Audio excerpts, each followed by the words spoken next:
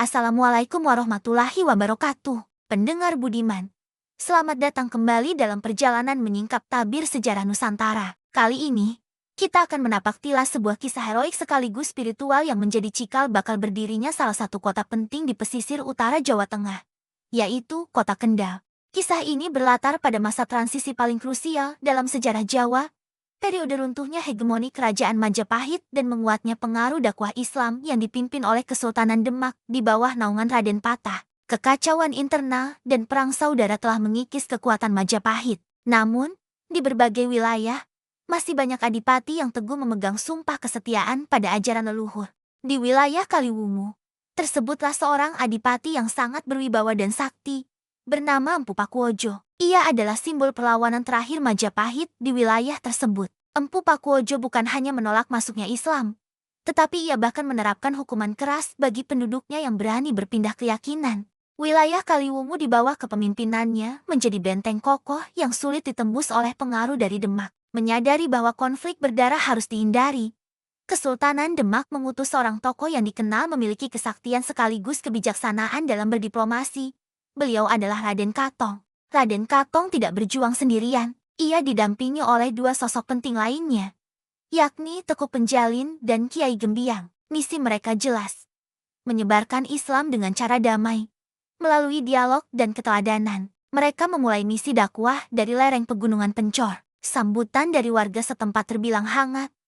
Ajaran Islam yang dibawa diterima dengan tangan terbuka. Namun, Raden Katong menyadari bahwa sebagai utusan, ia harus menghormati tatanan kekuasaan lokal. Untuk menghindari kesalahpahaman dan konfrontasi yang lebih besar, Raden Katong memutuskan bahwa ia harus bertemu langsung dengan Empu Pakuwojo, sang penguasa Kaliwungu yang keras hati. Pertemuan antara dua tokoh besar ini akhirnya terjadi. Suasana dipenuhi ketegangan. Empu Pakuwojo yang dikenal dengan kesaktiannya sebagai ahli pembuat pusaka, melihat kedatangan Raden Katong sebagai ancaman langsung terhadap kedaulatannya. Tanpa basa-basi, ia menantang Raden Katong untuk beradu kesaktian. Perjanjian pun dibuat di bawah sumpah yang sakral.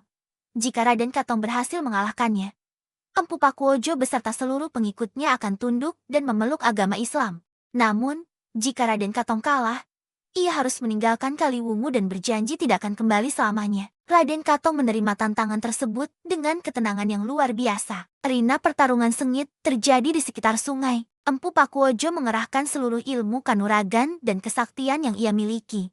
Ia terkenal kebal terhadap senjata tajam dan memiliki kekuatan fisik yang tak tertandingi. Namun, segala serangan fisik dan mantra yang dilancarkan Empu Pakuwojo seolah mental oleh kekuatan batin dan ketenangan spiritual yang dimiliki Raden Katong. Raden Katong bertarung bukan hanya dengan fisik, tetapi dengan keyakinan yang membara. Merasa terdesak dan gentar karena kesaktiannya tidak mampu melukai lawannya, Empu Pakuwojo akhirnya memilih jalan melarikan diri. Ia melihat sebuah lubang besar di tengah-tengah pohon tua yang kokoh.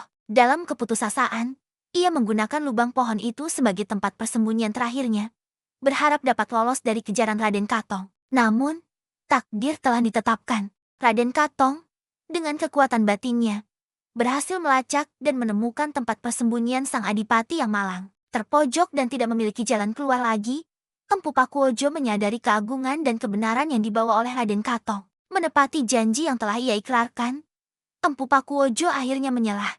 Di hadapan Raden Katong, ia mengucapkan dua kalimat syahadat, menandai transformasi spiritual yang mendalam. Untuk mengenang peristiwa penting ini, momen di mana kegelapan keyakinan lama berganti dengan cahaya kebenaran baru. Pohon tempat Empu Pakuwojo bersembunyi kemudian dinamakan Pohon Kendal. Kata Kendal sendiri dipercaya mengandung makna filosofi sebagai penerang, simbolisasi dari pencerahan spiritual yang dialami sang adipati. Seiring berjalannya waktu, wilayah di sekitar Pohon Kendal berkembang pesat menjadi permukiman yang ramai, dan akhirnya diakui sebagai sebuah wilayah otonom yang kita kenal hingga kini sebagai Kota Kendal. Demikianlah, sebuah kisah pertarungan sengit antara dua era besar yang melahirkan sebuah kota di Jawa Tengah, meninggalkan warisan sejarah yang kaya makna bagi generasi penerus.